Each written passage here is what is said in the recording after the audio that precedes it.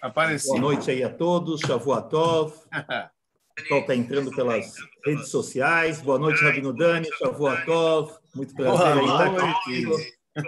Tudo bem? Tudo jóia? Baruch Hashem, Baruch Hashem. Estamos aqui, graças a Deus, estamos aí juntos aí de novo aí, apesar do distanciamento social, estamos sempre perto, graças a Deus. Então, mais alguns instantinhos a gente já vai começar, o pessoal está entrando aí, sem dúvida alguma, aí um momento especial, um dia muito especial, um dia de Brachá. Hoje é o dia de Geulah, é o dia 13 de Tammuz, o dia da libertação do Rebbe anterior, de Lubavitch Rabbi Yosef Yitzhak, das cárceres russas, há 93 anos atrás. E a gente vai aproveitar para fazer um Farbrengen. Na verdade, é uma conversa, como a gente vai falar um pouco das nossas memórias e etc. E também uma conversa, está escrito que um Farbrengen significa a pessoa falar mais alto para si mesmo. Então, na verdade, é uma conversa que cada um fala para si mesmo e automaticamente a gente acaba abrindo o coração e estando mais próximos. Não é uma coisa tão formal, é uma coisa mais informal e as coisas mais informais têm, vamos dizer, muito mais efeito. Só para explicar a palavra para Farbrengen, Rabino Dani, você espera ainda um instante eu falar, o pessoal está entrando, mas a palavra Farbrengen significa jogar a conversa fora. Jogar a conversa fora. O que é a ideia, então, do Farbrengen que os Hassidim fazem? É que se você fala, vai para uma aula de Torá, o Yetzer Hara, a má inclinação de falar, mas você vai para a aula de Torá? De jeito nenhum. Vamos para um encontro, um Farbrengen. Vai comer, beber alguma coisa? Então, isso não incomoda o Yetzer Hara. Aí se aproveita aquele momento de descontração, aquele momento que as pessoas estão mais alegres, felizes, sentadas juntas. E aí a gente aproveita aquele momento para passar as mensagens. E o Yetzer Hara não incomoda, porque ele fala, não, o pessoal foi lá para comer, beber e tal, para conversar, e ele não sabe como lá é o espírito da Hassidut está dentro de um Farbrengen. Todo o formato espiritual de um Hassid é a partir do Farbrengen, da Itvadut, da reunião hassídica, principalmente quando ela vamos chamar assim, não é comandada, mas ela é direcionada, assim, é um papo, como a gente fala, de coração para coração. Não é uma coisa formal, não é uma coisa intelectual, mas sim uma coisa que sai de dentro. Então, a gente vai tentar trazer um pouquinho isso para vocês hoje, numa conversa assim informal, que Deus ajude que tenha outras em breve. Vamos lá, Rabino Dani, você quer se apresentar? Ok, então quem ainda não me conhece, eu me chamo Dani Eskenazi, trabalho no Beit Chabad Central há 29 anos. Cheguei São aqui Paulo. em São Paulo, Beit Chabad de São Paulo, é verdade. Beit Chabad Central de São Paulo. Trabalho aqui com o Rabino Shapsi Alper há 29 anos, esses 29 anos que eu estou aqui. Vim amando, enfim, do Rebbe, obviamente, né, como Sheliach do Rebbe, mas, obviamente, eu tenho uma história um pouquinho atrás disso, porque a gente não nasce Hassid, a gente não nasce rabino, a gente não nasce religioso, essa é a pura verdade, né? Então, eu costumo dizer que eu sou um ex-rena, estou no Renascença, eu já fui normal um dia, hoje vou fazer o quê, né? Mas eu já fui gente boa, já fui normal. E eu digo, quer dizer, a gente foi criado, e quando eu digo a gente, eu acredito que tu também tem uma história similar, porque a gente foi criado em famílias normais, quando eu digo não religiosas, essa é a realidade, essa é a verdade, e tem uma história do porquê a gente acabou chegando lá. Então, a única coisa que eu estou começando do fim, né? Começando do fim, quer dizer, cara, todo mundo pode chegar lá, né?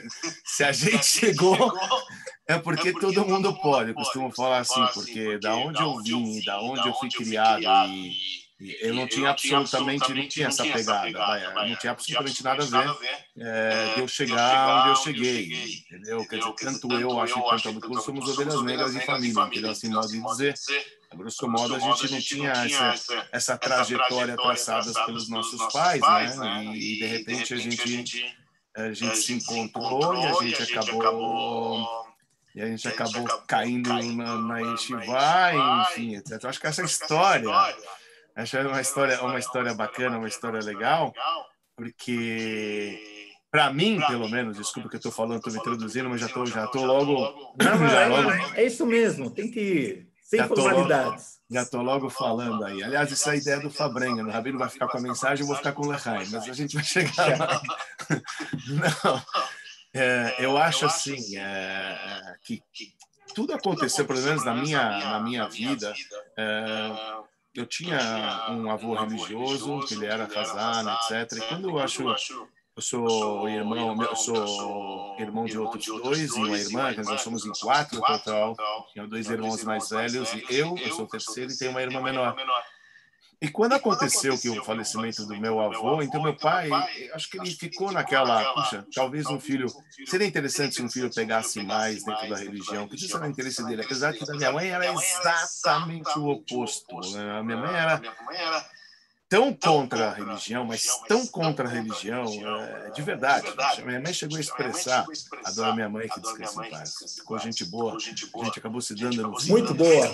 A gente acabou se dando no fim, porque no meio eu fiz muitas besteiras, coitadinha, que ela me poupe por conta da religião. Mas isso aqui é história, a gente pode depois elaborar. Mas a ideia que eu quero contar é o seguinte, minha mãe chegou a se expressar da seguinte maneira: devo ter sido freira na encarnação passada para ter filho Rabino Ness. Você pode imaginar a expressão da minha mãe. Quer dizer, ela realmente extremamente muito, mas muito contra. Mas o que aconteceu foi que depois que meu avô faleceu, então a gente começou a frequentar a sinagoga, meu pai é Bacadi, a gente começou a ir. Lá eu encontrei um rabino que estava dando aula numa outra sinagoga, eu comecei a frequentar lá, e lá eu comecei a ter aulinhas às tardes, e ali eu encontrei, olha só, encontrei o melhor goleiro da história que eu tive na minha infância. É esse aqui que está aqui em cima, aqui, ó, Rabino Gabriel Butbulo. Porque eu encontrei ele, na verdade, na sinagoga que ele frequentava, que era da Mekor Haim, e eu comecei a estudar lá à tarde, lá eu encontrei. E na ocasião, se não me engano, acho que era 77 ou 78, estamos falando disso aí, ele estava indo para uma colônia de férias, já estava querendo ir para a colônia de férias de Petrópolis, ele me falou, vamos, e eu acabei indo. De lá, aí, conta aí, Abutulu, chega, vai te fazer Lechaim. O que aconteceu? É uma história, é uma história, né? Quer dizer, é uma outra realidade para a gente, né? Falar hoje, 40 anos depois, é uma coisa diferente. Mas não tem dúvida, né? A gente foi lá. Dois paulistas da Gema, como a gente fala, não é carioca da Gema, mas é paulista. E como o Dani falou, em São Paulo, o pessoal aqui no Rio não sabe essa história. As pessoas acham que eu sou goleiro até agora e não rabino. Quando alguém me encontra lá em São Paulo, não fala nada se é bom rabino, não. Fala, o goleiro, o cara era o goleiro e tal. E realmente a gente foi para uma macané, para uma colônia de férias da Yeshiva, e lá começou tudo, vamos chamar assim, de uma maneira assim mais intensa. Eu tenho que lembrar, né, que eu não dei aqui uma meia apresentação, o pessoal não sabe, como o Dani veio de uma escola, vamos chamar assim, judaica, nem disso eu tinha. Meus pais eram tradicionais, Fidelino Figueiredo, que era uma antiga escola de aplicação, meus pais eram tradicionais, faz o kiddush no Shabbat, mantém as festas, coloca o tefilim, essas coisas que são básicas, né? Lógico, tinham aquela tradição, mas vieram imigrantes, com as dificuldades que tiveram para se adaptar, falar uma nova língua, enfrentar uma nova vida, mantiveram, assim, as tradições, mas, na prática, poxa, eu tenho que ser sincero, né? Meu pai gostava de ir na sinagoga sábado de manhã. Agora, eu, garoto, não sabia ler nada de hebraico, 8 anos de idade, tentava fazer de conta que estava dormindo na hora, para ver se ele desistia de me levar sábado de manhã na sinagoga, mas não dava certo. Ele me esperava até eu levantar, vamos. E aí ele me levava lá para a sinagoga, sentar ao lado dele, sem entender nada. Não lia uma letra em hebraico, ainda tinha que ficar lá em silêncio, mas criou um hábito, quer dizer, ele tinha uma tradição no coração, não é? Mas, por várias razões, eu não tive a chance de estudar numa escola judaica naquela época. Na época do Bar Mitzvah, é que eu comecei a estudar, aprendi hebraico um pouco antes, teve movimento juvenil, tudo mais, que a gente acaba participando. Eu sempre estava na vida judaica, vamos chamar assim, não tão longe como a gente fala, mas não tão perto. Então, na época do Bar Mitzvah, tinha um rabino que me aproximou muito do judaísmo, que ele já é falecido, que Deus tenha a sua alma em paz, o rabino Moshe Dayan. Ele era um rabino do Egito, ele era já do Egito, meu pai até já conhecia ele, era uma pessoa muito culta, falava francês, e eu falava francês por causa dos meus pais. Então, para ele era fácil falar comigo e chegar e falar, pô, vem para aulas, e aí ele começou a me estimular logo perto do Bar Mitzvah. Então, logo depois que eu fiz o Bar Mitzvah, era julho. E julho ele falou, olha, eu consegui uma bolsa para você ir para a colônia de férias da Yeshiva de Petrópolis. Eu quero que você vá lá. Pô, aí pode continuar, Dani, com a história da colônia de férias da Mahané. Ai, história da colônia de férias. Eu vou te falar, foi muito estranho. Não foi essa a primeira que a gente estava com os argentinos, essa foi a segunda? Não, os argentinos foi mais tarde. Sem os argentinos. Era sem os argentinos. Meu, a gente foi para a colônia de férias. Eu vou falar, é impressionante que as melodias, não sei, quando a gente é criança, para começar, a gente foi para o mato, entendeu, cara? Meu, a gente de São Paulo, cara, a gente não estava ligado com borboleta, mariposa, sapo de noite, não. A gente você morre de medo de qualquer vermezinho, e de repente você vai lá no mato, lá é um negócio meio complicado, era uma coisa meio diferente. Mas o que eu achei bacana é que naquelas colônias de férias, a gente encontrou rabinos que hoje em dia, quer dizer, são feras hoje na comunidade de São Shluchim do Rebbe, lá em Belém.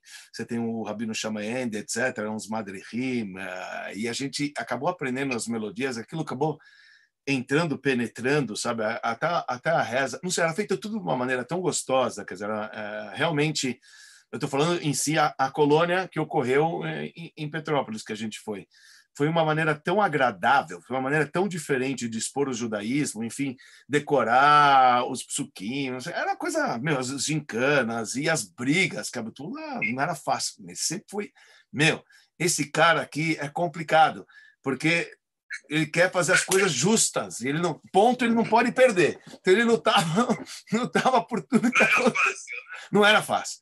Sempre estava lutando pelos direitos, etc. Então, mas foi muito bacana.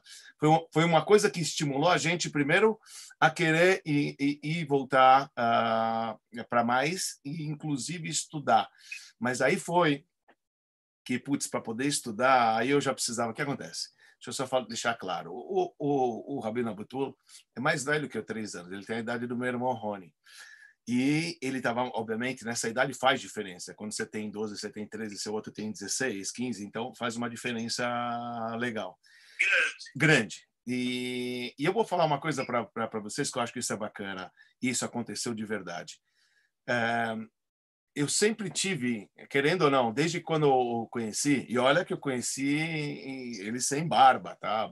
Sem barba, quer dizer, definitivamente, estava no meu bar mitzvah, estava cantando, a gente já cantou no meu bar mitzvah, já cantou uma melodia que a gente aprendeu lá em Petrópolis, que era muito interessante, você estava lá cantando, achei muito bacana isso, já tinha esse impacto já naquela ocasião. Mas desde que eu conheci o Abutul, então a gente ficou uma certa, eu vou dizer parceria e amizade, mas é muito mais que isso, porque querendo ou não, eu sempre tive como um certo mashpia, como uma pessoa que influencia, sabe? Porque isso que eu acho que é bacana a gente falar, Abutul, eu acho que o conceito de um Fabrenha, às vezes isso falta às vezes hoje em dia, que é aquele conceito de uma amizade profunda, onde você pode falar com aquele que você gosta e que você pode criticar, no bom sentido, como a Yom fala, como o Rebbe diz, que a crítica te coloca no local certo, entendeu? Você sempre soube fazer isso muito bem. Era duro pra caramba de escutar, porque você mexia na ferida, mas ao mesmo tempo você, quando assim fazia, você estava só querendo o meu bem em todas as ocasiões. E eu tenho que te dizer que nem sempre você teve sucesso, porque eu era um osso duro de roer, eu sempre fui orgulhoso pra caramba, você sabe disso, já teve diversas histórias que aconteceu lá. Se a gente fosse contar todas as histórias, era impossível uma hora de chat, mas uma história eu quero contar, que é já anos-luz para cá, mas que eu acho que vale a pena, só para poder misturar um pouco. Abutul com frequência vinha para São Paulo, né? Os pais viviam aqui, e a mãe que faleceu há pouco tempo também, então ele vinha, aliás, Shalom, o Abutul sempre vinha com frequência para cá, e de vez em quando o Abutul passava para poder rezar aqui na sinagoga onde eu trabalho. E aqui na sinagoga onde eu trabalho, essa história é uma das histórias tão bonitas que eu queria deixar aqui registrado. Então, uma vez eu estava aqui na reza, e aqui a gente divide, aqui os rabinos do Beit Chabad Central, cada rabino fala um dia, entre Mincha e Arvit, entre as rezas da tarde e a reza da noite, então sempre tem uns 10, 15 minutos, e sempre tem um orador que fala. E já deu para vocês entenderem a conexão que eu tenho com o Rabino Tula. Na lata, na chincha, se fala, e se ama, e se abraça, e se chuta, e está tudo bem. É assim que a gente funciona, porque eu acho que essa pegada do Ahavat Israel que falta, que o Fabrengen, realmente, que o Chabad, pelo menos, me trouxe para mim de uma maneira extraordinária. E isso é um grande legado nosso. E eu estava nessa palestra que eu estava dando, e eu estava falando, e eu já me preocupei, porque eu falei, caramba, tem alguém aqui na plateia que vai me ver de cabo a rabo, que vai me analisar. Você quer dizer?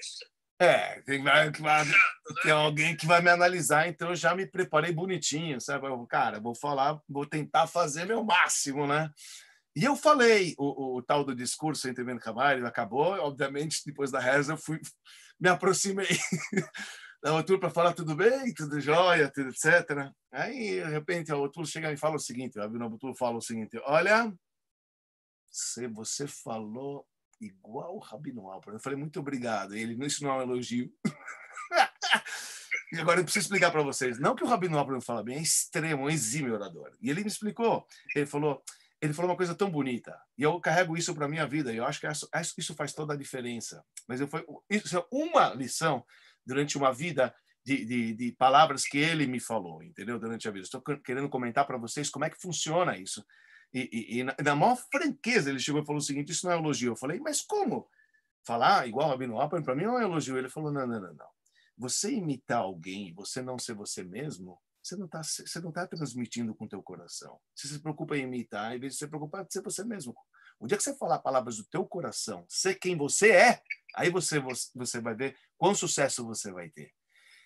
Cara, aquilo foi uma lição muito grande. Agora, como estas, tá? Só estou trazendo um exemplo, como estas, tive diversas na vida, que ele realmente impactou e me mudou definitivamente.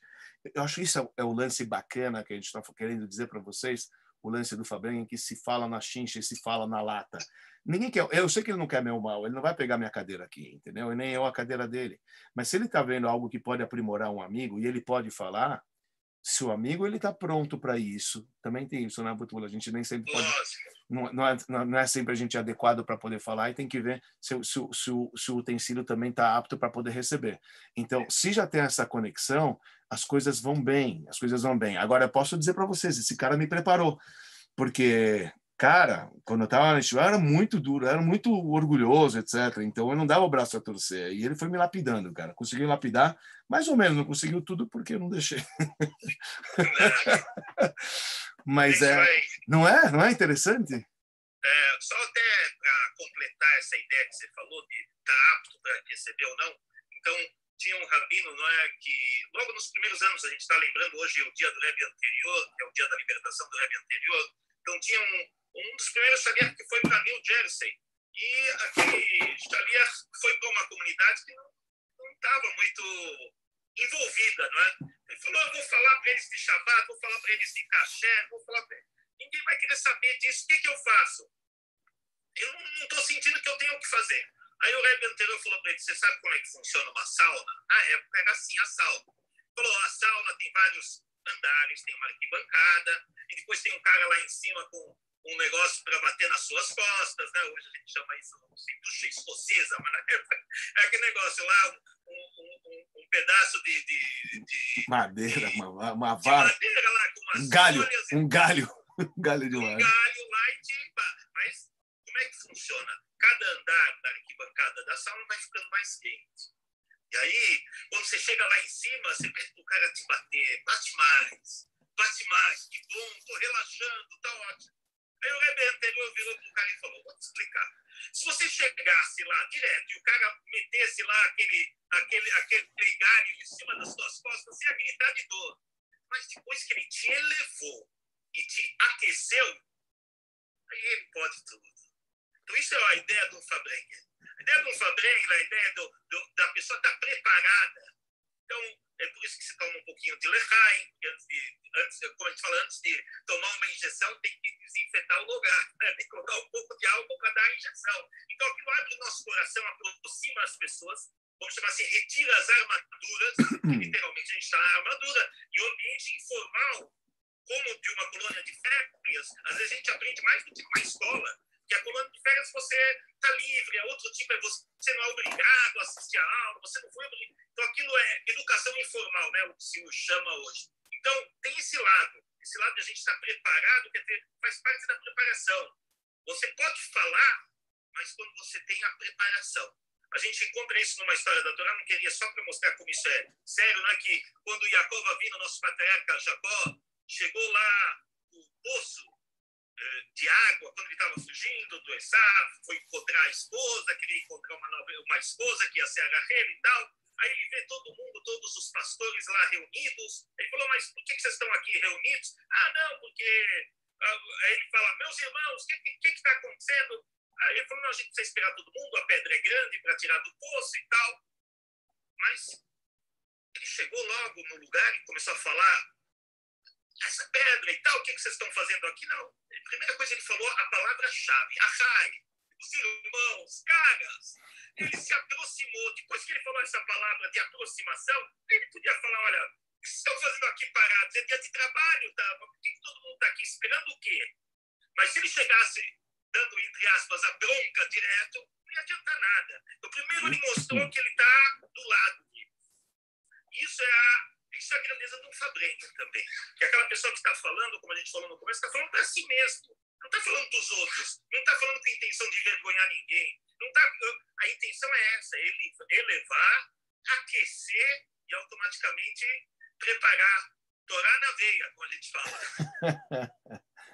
É verdade. O Rabino está falando coisa bem pertinente. E eu só queria lembrar uma história que, voltando o conceito, que uma das coisas que eu tive a oportunidade, que você me adaptou, enfim, quer dizer, que eu aprimorei, eu acho que isso é bacana, que tem a ver com a data de hoje, né? Porque realmente a data de hoje é uma data de libertação, 12 de Tammuz, a data de libertação do Rebbe anterior. E foi a primeira vez que eu tive a oportunidade de viajar para o Rebbe, quer dizer, no nosso primeiro ano que a gente estava em Petrópolis, logo que passou o primeiro ano, em 81, junto ao Utpul também, entrou em 1981 e 82, então eles organizaram uma viagem para o Rebbe que era dia 12 de Tammuz, que era justa essa data da libertação do Rebbe anterior, data do aniversário dele, e era uma data propícia para o brasileiro viajar, porque é verão. Sempre cai em julho, é verão, né? Porque a data da liderança do Rebbe 10 de Shvat sempre é janeiro, então, quer dizer, é um frio para lascar, ninguém aguenta. Então, a gente viajou, um grupo pequeno de jovens de Petrópolis, a gente foi para lá. E por que eu conto essa história? Porque ali, naquela ocasião, um dos problemas maiores, um dos desafios maiores que eu passei, era esse conceito de um orgulho assim extraordinário. Então, eu tinha... que é uma fase na vida, enfim. Eu tinha esse problema era muito grave, tanto é que a viagem gerou mais um conselho que depois o Túlio ele me deu durante a vida, que vale a pena compartilhar. Mas lá no Rebbe já, a gente foi instruído em Petrópolis, aqui deixar bem claro, que o externo, assim a gente foi instruído em Petrópolis, o externo não é o principal é o interior. Sabe, você tem que ver a tua dignidade, a pessoa, como que você está, o teu amor a Deus, o teu temor a Deus, como você se comporta, o teu relacionamento com a Torá e Mitzvot. Isso tudo são coisas interiores, né? Que como você cumpre, como você exterioriza os preceitos. Mas quanto à roupagem, eu digo mais a embalagem, mais a embalagem, então a fachada. A gente nunca foi assim, não era enaltecido, ao contrário. Então o Rabino falou, cara, fica na sua, fica do jeito que você é, porque o importante é focar no interior. Eu achava isso muito bacana. E é óbvio que a gente foi instruído dessa maneira. Mas quando você chega no bairro do Rebbe, naquele ano, eu cheguei lá em 82, fui passar quase 3 semanas, você vê que cada jovem que já tem bar mitzvah já tem chapéu e paletó. E de repente você vê a seguinte cena, que o Rebbe, ele dava moedinhas para as crianças pequenas menos de bar mitzvah. E curioso é que quando eu cheguei lá, obviamente eu cheguei sem paletó e sem chapéu, e o Rebbe nunca me deu uma moeda. É engraçado. E eu ficava pensando, puxa, como é que o Rebbe sabe que eu já tenho bar mitzvah? Aí depois, ele é Rebbe, né? Você não é Rebbe, ele é Rebbe. O Rebbe sabe, o Rebbe vê, o Rebbe enxerga. Então, bacana, é uma coisa bem diferente. Então, comecei a ver, puxa, legal, né? Ninguém falou para ele, olha, que eu era pirralho, tu lembra, era baixinho, não é que era grande, grandinho, que eu tinha 14 anos, enfim, era uma idade muito próxima de bar mitzvah, que você poderia facilmente, sem a embalagem, ser confundido por qualquer pessoa. E ainda mais o Rebbe, estamos falando uma senhora de idade, entendeu? Tinha seus 80 anos, ele de repente... E o Rebbe me pulava constantemente. Até que chegou um dia, um cara lá em Nova York, um brasileiro, falou, você não quer um chapéu e paletó? Eu falei, putz, era tudo que eu queria escutar. Imagina, eu vou usar chapéu, sabe? Eu fiquei bonito na fita. Eu falei, agora eu vou. Falei, estou em Nova York mesmo, vou usar aqui. Quando eu voltar para São Paulo, não vou usar mais aqui. Eu vou ser igual a todo mundo. Afinal de contas, eu já tenho bar mitzvah. Eu fui lá, peguei meu paletó, peguei esse chapéuzinho que o cara me deu e eu estava todo, mas num orgulho. E eu lembro que foi a data, foi dia 15 de Tammuz. Por que eu lembro que foi dia 15 de Tammuz de 1972? Eu lembro, quer dizer, foi a data de amanhã à noite. Pronto, hoje é 14, de amanhã à noite, 38 anos atrás. E eu lembro que o Rebbe, por que eu lembro que era dia 15? Porque naquela ocasião o Rebbe ia 2 vezes para o Ohel. O Rebbe ia para o cemitério 2 vezes. Ele ia no dia 15 do mês e véspera de Rosh Chodesh, véspera do mês novo judaico. Então era dia 15. Para visitar isso. É verdade, é verdade. Lá onde ele lia lá os pedidos de todo mundo. Exatamente. Ficava em jejum durante o dia inteiro. Perfeito. Não era uma visita comum, vamos chamar assim. Exatamente. Tinha muitas preparações do Rebbe e sabe que a máxima resposta que ele podia receber do Rebbe, a brachá maior que você podia receber quando você escreveu uma carta vou lembrar o seu nome no túmulo do meu sogro, no túmulo do Rebbe anterior. Isso, então era uma coisa assim muito especial.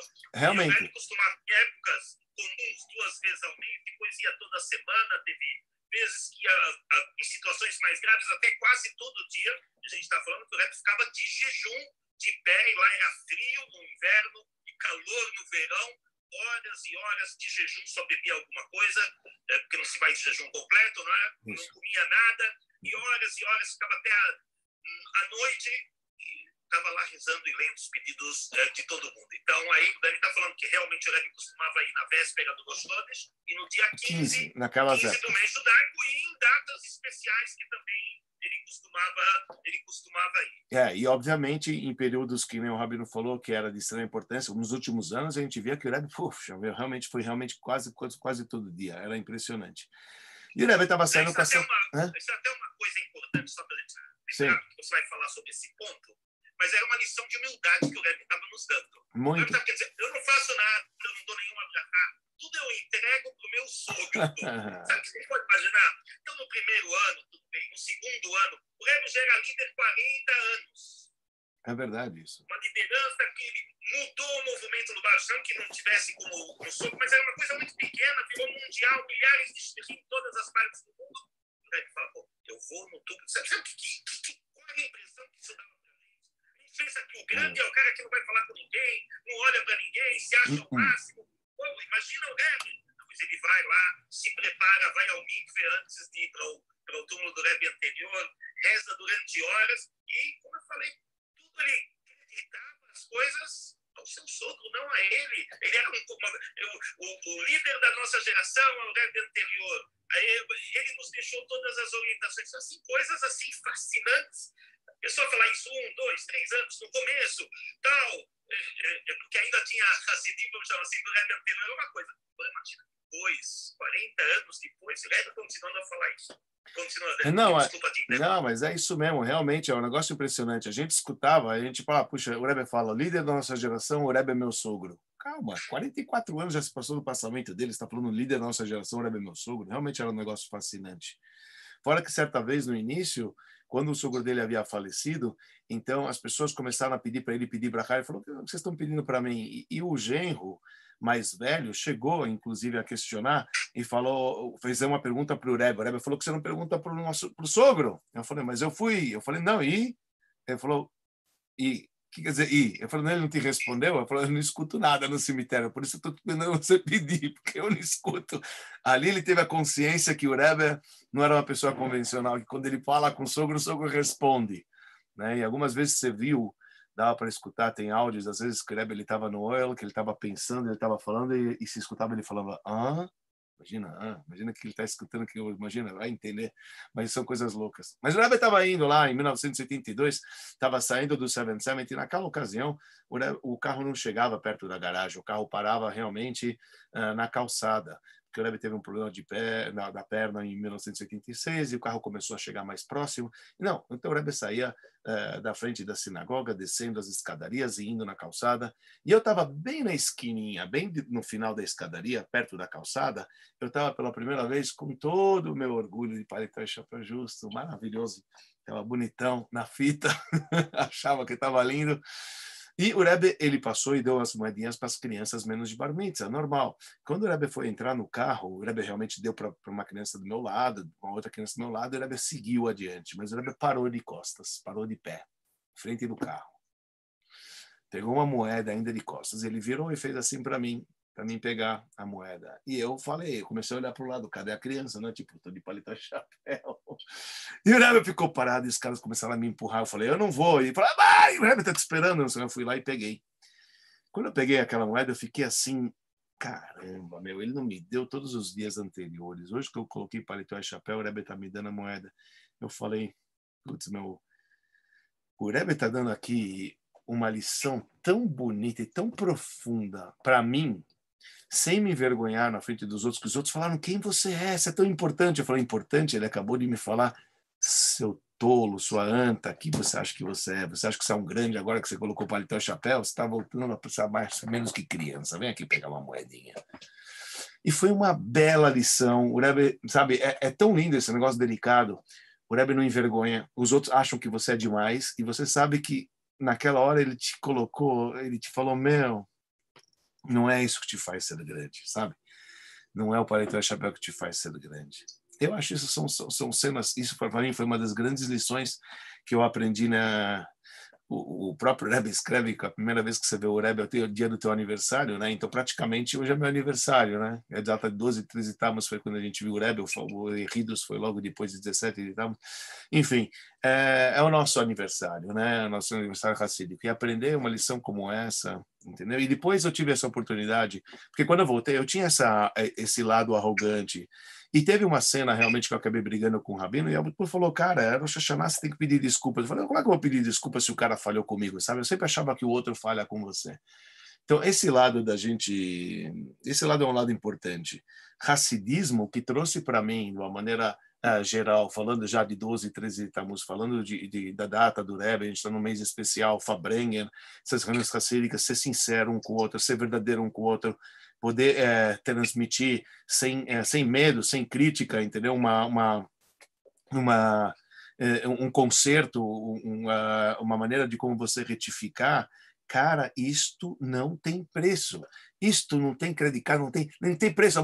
Tem preço o que você escuta quando um verdadeiro Hasid vem te fala as coisas na lata, na chincha, sabe? Quando você não se... Sabe que uma das coisas piores, uma das coisas mais lindas que, de verdade, você vai aprimorar isso bem melhor que eu, a gente se engana, cara. A vida inteira a gente se engana. Aí vem o Hasid e fala, putz, que adianta enganar um tolo? Não é assim que funciona.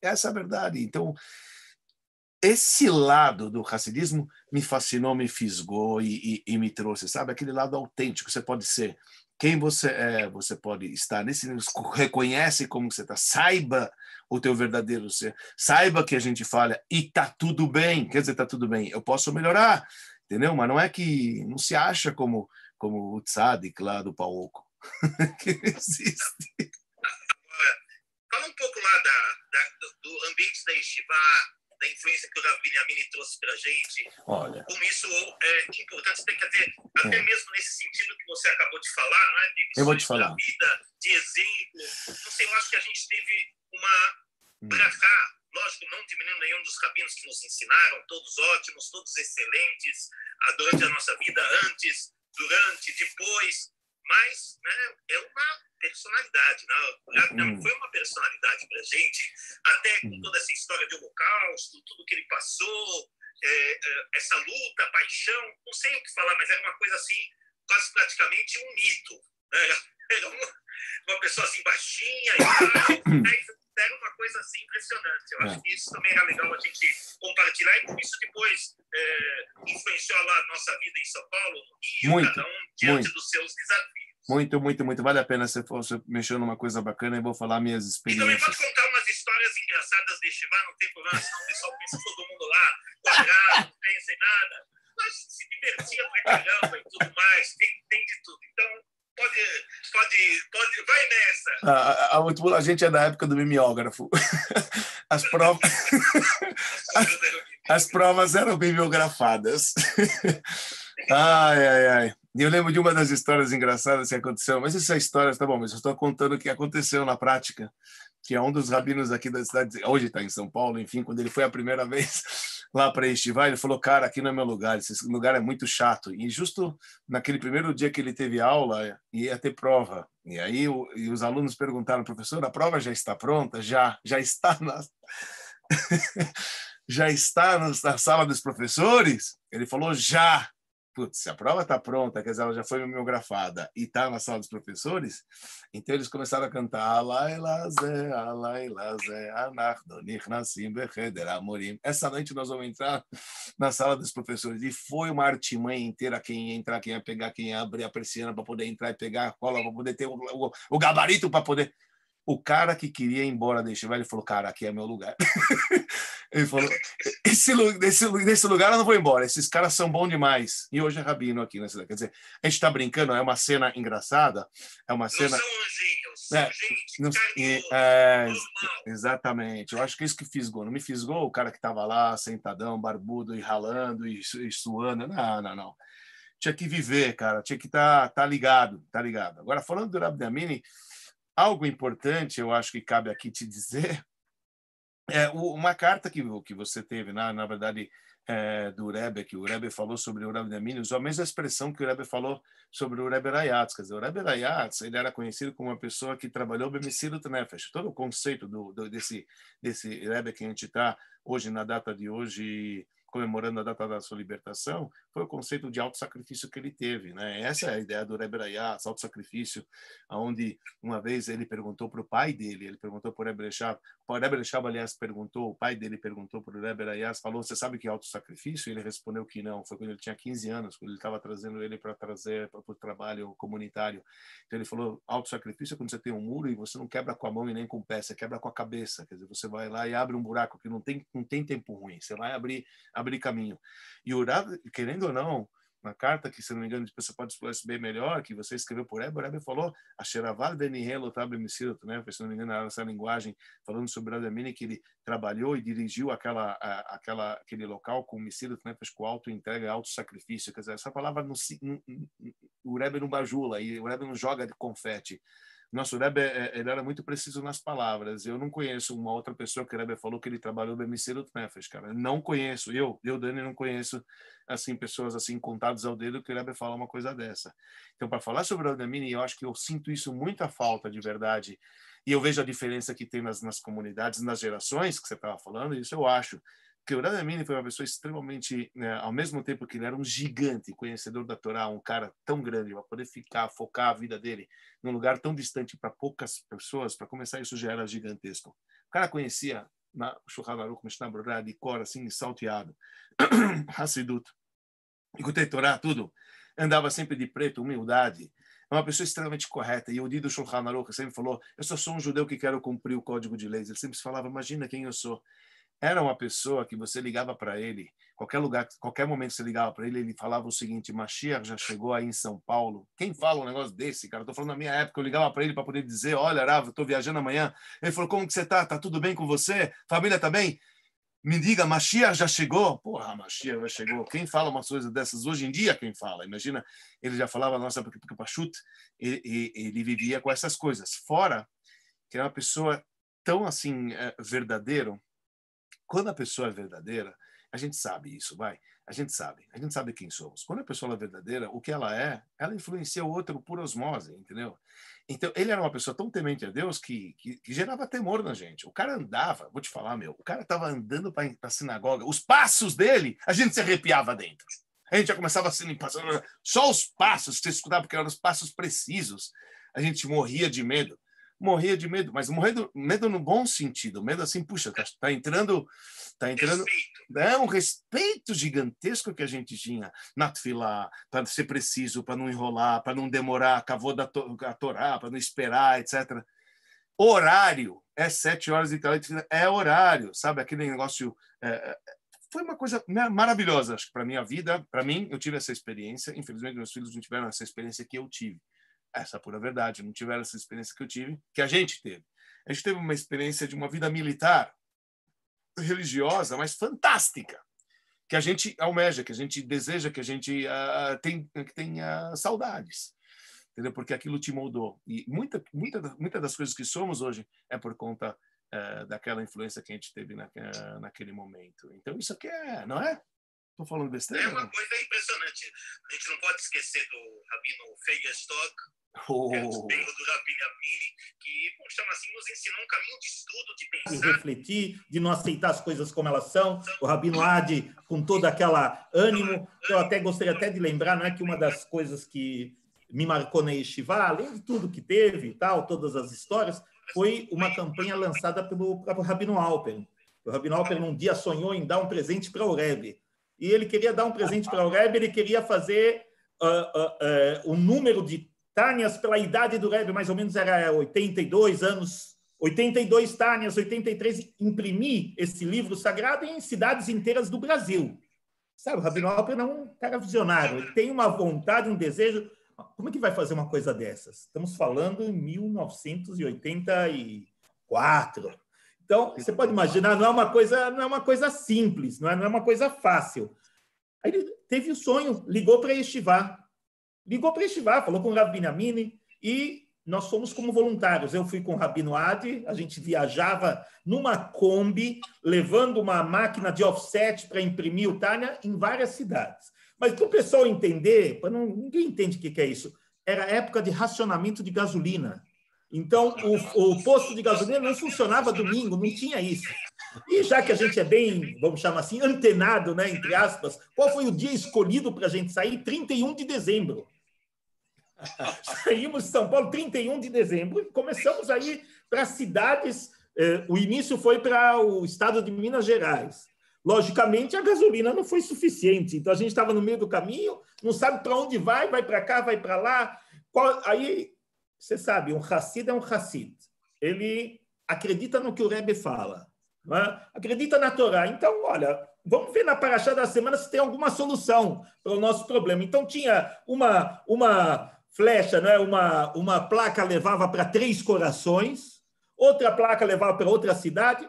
Sabe uma coisa? Vamos abrir o Rumash. Aí abriu. Estava falando das pragas da época a época da Parashá Vairá e Bo, não deu outra. Deus endureceu o coração do faraó, apareceu 2 vezes, depois a terceira falou, vamos para 3 corações. Para quem não sabe, 3 corações é a cidade onde nasceu o Pelé. Mas o que a gente vai fazer lá? O que vai fazer em 3 corações? Não, a gente tinha um endereço, era uma das cidades que tinha algum judeu lá. A gente vai imprimir o Tânia, encontrar o cara, estudar com ele. A gente era meio, vamos chamar assim, idealista, não é? Nem sabe o que é isso. Aí vai e encontra um cara, Isaac o Judeu. Na cidade ele era conhecido, Isaac o Judeu. Não tinha outro, devia ter mais ou menos 60, 70 anos de idade. Aí a gente vai e encontra ele. Pensa que vai encontrar ele sozinho. De repente a gente encontra um outro judeu no peito dele, de braços abertos. Então a gente já entendeu que tipo de judeu ele era já, não é? Aí ele ficou, imagina, vendo 2 rabinos, mais ou menos, ainda eu já tinha barba, não era rabino, então ele ficou assim, assustado. Mas ele nos ajudou, imprimimos o Tânia e a gente viu as lágrimas saindo dele. Porque é um judeu. E a gente começou a entender que campanha é essa que o Rebbe quer que a gente vá para cidades, imprime um Tânia. É tudo uma coisa, parece mística. Não é mística, era prática. Em cada uma das cidades que a gente foi, a gente descobriu gente. Depois fomos lá, eu mesmo acho que fui para quase 30 e poucas cidades. O total que depois o Rabino Alper, o Rebbe falou, mas por que só da minha idade? Fez 100, em 100 cidades do Brasil. Depois outros, graças a Deus, Rabino Leibel Zaintz, outros também imprimiram Tânia em várias partes do Brasil, mas aquele momento foi um momento assim muito especial. Tinha o Rabino Michan, que estava organizando o cronograma e tal, e os lugares, e toda a logística, não era uma coisa fácil, a gente passava, dormia na Kombi durante 6 dias praticamente da semana, voltava no Shabbat para Yeshiva. Então, foram histórias assim impressionantes, mas aí a gente vê que era a visão do Rebbe. Chegamos num lugar que se chamava Soledade de Minas. Soledade de Minas é uma aldeia, não dá nem para falar isso. É entre Caxambu e São Lourenço. Mas tinha lá um endereço, tem lá um judeu. A gente chega lá, mas parece só uma fazenda, não tem nada. Não tem nada, a gente sai do carro no lugar onde está escrito mais ou menos, começa a subir uma coisinha lá com a grama e tudo. Aí uma mulher de longe fala, o Baal Shem Tov chegou! O Baal Shem Tov chegou! A gente não entendeu nada, o que era. Ela falou, lógico, quem pode chegar num lugar desses, não é? Então, era uma argentina que morava com o marido lá, ele era fotógrafo, um cara exótico, queria um lugar assim mais ligado com a natureza, era perto de uma cidade maior, mas estava lá, ele lá com as crianças, a gente foi lá imprimir o Tânia, foi a primeira vez que a gente tomou leite na viagem inteira, porque tirou leite da vaca, estava lá. Para a gente ter noção de como é que era, o lugar era avançado, o banheiro era do lado de fora de casa, não tinha banheiro dentro da casa. E lá a gente passou a noite, conversou, falou, cara, foi o máximo. E a gente até tirou foto, depois de alguns meses levamos matzá para Pessah. Foi assim, outras oportunidades de Sukkot e tal, sempre, mas a gente não tem noção, sabe, foi uma coisa muito marcante. Em várias cidades, Ouro Preto, a máquina quebrou, caiu do chão lá, um lugar que a gente sabe que tem muita coisa lá em volta. E histórias assim fantásticas. Mas eu quero só terminar com essa, porque isso daí não é esse momento, mas eu acho que é muito importante a gente lembrar. Eu vou, geralmente nessa data, a de hoje, geralmente, é uma data que se faz uma festividade na Yeshiva de Petrópolis, que convida o pessoal do Rio, geralmente 19 de Kislev, e o Beit e o Gimel Tammuz. Então, anos depois, quando eu já estava no Rio, Rabino aqui, e o que aconteceu? Eu fui lá para uma dessas datas. Tinha passado anos, já tinha saído anos da Yeshiva. Quando eu fui para uma dessas datas, vem um cara, um galalau, um grandão, e fala, você me reconhece? Não, quem é você? Eu sou o garotinho de Soledade de Minas, que você foi visitar naquela viagem 10 anos atrás, 12 anos atrás. Então, aquele contato, imagina o garoto, virou aluno da Yeshiva, depois foi Israel, diplomado como rabino, hoje ele é rabino na Yeshiva de Petrópolis. Para quem conhece, ele é o Rabino Balaban, é da cidade, daquele lugarzinho onde estava lá o Baal Shem Tov chegou. Agora, o fantástico, como é que tinha o endereço da mulher?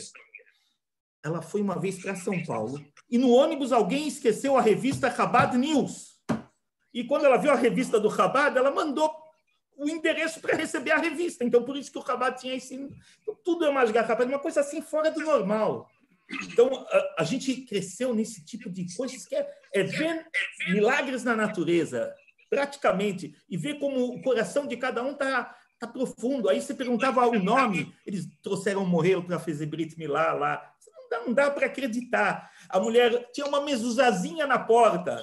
A gente viu que não estava boa, colocamos uma mezuzá boa na porta. Mas era impossível acreditar que naquele lugar tinha uma mezuzá. Mas não sei como explicar, tinha vaca andando pelo caminho, não tinha nada de civilização praticamente. Era uma coisa assim impressionante. Então a gente viveu com essas histórias que são assim fantásticas. Foram aquelas histórias assim inimagináveis, né, que sempre está na nossa memória, por causa que o terreno da Yeshiva era de um antigo nazista que morou lá e tudo mais. Aí todo mundo ficava sempre pensando nessas coisas. O que vai ser de lá? Será que a gente vai descobrir alguma coisa? E você sabe, né? Garotos cheios de imaginação, sempre imaginavam, a gente vai encontrar um tesouro escondido e tem alguma coisa, vamos encontrar papéis, vamos encontrar parte da história. E, logicamente, toda essa, vamos chamar assim, energia, vitalidade, a gente estava usando para o bem. Gente normal, come, bebe, brinca, joga futebol, o campo de futebol era lá, que a gente extravasava as nossas energias, tinha... É uma coisa assim, mas o que eu estou querendo dizer, eu acho que são coisas assim que a gente não pode esquecer, aqueles momentos da Yeshiva que são inesquecíveis mesmo, e que moldaram o nosso ser, e a gente via pessoas que realmente eram apaixonadas pelo judaísmo, apaixonadas por uma missão. É isso que a gente vê no Shlichim hoje, mas naquele momento quem a gente conhecia era uma coisa, Rabino Alper, Rav Binyamin, o Rabinos Beguns, todas pessoas que não vieram aqui para a vida fácil. Não tinham vida fácil, não tinha nada naquela época, o kashrut não era uma coisa muito fácil, entendeu? No Rio, ainda mais, ainda quando a gente chegou aqui, a kashrut era muito mais difícil, que isso é uma das diferenças da comunidade do Rio e São Paulo, estavam uns 30, 40 anos de defasagem, não é? É uma defasagem. Aqui a gente tem que saber, eu cheguei aqui, não tinha mínimas condições e tudo mais, a gente estava aqui trabalhando no Beit Lubavitch, com o Rabino Goldman, com outros rabinos, depois também. Mas foi um trabalho de desbravamento, começar praticamente assim, mas era uma coisa assim legal. A gente depois fez atividades para jovens, tudo, mas tudo isso era, quer dizer, tinha uma sede no Rio de Janeiro impressionante. Quando era feita aquela peguichá, a maior parte dos jovens que vinham era do Rio. O pessoal do Rio, não sei, eu estou sendo sincero, eu sou paulista, você também é paulista, parece que tinha um coração aberto, estava mais aberto a essas coisas, estava mais sedento, tinha menos preconceito até, e tinha uma fé. Por quê, cara? O cara sair de manhã, em vez de ir para a praia com 40 graus, ele vai até a sinagoga para rezar, o cara é um tzadik. Cara, é inacreditável. Está lá ao lado da praia, todo mundo andando para a praia e ele com 40 graus suando, indo para a sinagoga rezar. Então, o cara que queria alguma coisa, até mesmo na Yeshiva a gente sentia a diferença, os alunos do Rio, a dificuldade que ele tinha, tudo que ele fez, as dificuldades que ele ultrapassou para chegar lá onde ele chegou. Então, era uma coisa assim muito, muito forte. Então, a gente vê essas pessoas assim apaixonadas pelo que elas fazem, seja todos eles que a gente citou antes, ou também o Rabino Leibel Zainz, todos eles eram pessoas que, vamos chamar assim, estavam entregues a uma missão, não é? Logicamente, todo mundo todo mundo é todo mundo, como a gente fala, mas a gente acaba vendo, não é, a influência que tinha a Yeshiva, como a gente vê depois no mundo inteiro, até aqui dentro de nós. Então, automaticamente, eu acho que, Dani, conta uma história, vai. Chega de eu dar discurso, não é para dar discurso, não. A ideia é conversar, mas é que a gente se empolga um pouco, mas né? A gente se empolga. Acaba falando um pouquinho, assim, de coração, né? Acho que isso é importante. Mas eu acho isso super importante, porque você falou, por exemplo, sobre a Peguichá, etc. A gente vê a diferença que tem hoje, né, os nossos desafios com jovens de outrora, né, nas nossas épocas que a gente fazia atividade para esses jovens e hoje a atividade para os jovens. Então, o que a tecnologia trouxe para o mundo, enfim, é extremamente diferente, cara. A gente está vivendo em outras épocas. Eu estava fuçando agora minhas fitinhas que eu gravava as Peguichot de 1997, 98, o Grupo do Rio, está tudo aqui. As tuas aulas, tive a oportunidade de te mandar um pedaço da tua aula. Você vê que as pessoas sentavam, não tinha celular, cara. Não tinha celular. WhatsApp. Você tá 3 dias com ele fechado num lugar distante pra caramba, você só veio com o busão, você não tem para onde ir. Você vai escutar o cara. Alguma coisa vai entrar durante 3 dias, mesmo que você não alguma coisa vai entrar. E é gostoso que as pessoas acabavam se envolvendo nas brincadeiras, nas gincanas, etc. As pessoas acabavam se envolvendo. É um desafio completamente diferente. Eu lembro quando a gente parou de trabalhar com jovens, aí teve um gap de 4, 5, 6 anos, a gente começou a trabalhar, eu falei, cara, vamos parar por aqui, porque todo o meu know-how acabou, cara, é totalmente diferente daquela época que a gente trabalhava. Realmente é bem diferente, né? E realmente isso é uma coisa real. Mas uma coisa que você falou importante, eu acho isso, para deixar claro aqui para os ouvintes, é que se o Rebbe fisgou a gente, entendeu? Essa é a pegada. Porque as pessoas nos olham hoje como a gente é na nossa embalagem toda barbuda, não sei o que mais, etc. Cara, a gente não era assim, a gente era um judeu qualquer. Se o Rebbe vai lá para Soledade e não sei o que, vai lá e pega. Se o Rebbe vai para cada... O Rebbe...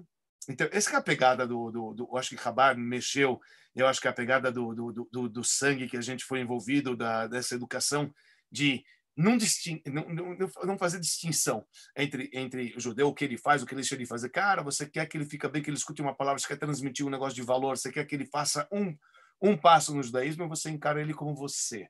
Entendeu? Porque a verdade é que a gente é essas pessoas. A gente não é diferente de ninguém que a gente aproxima. Essa é a pura verdade.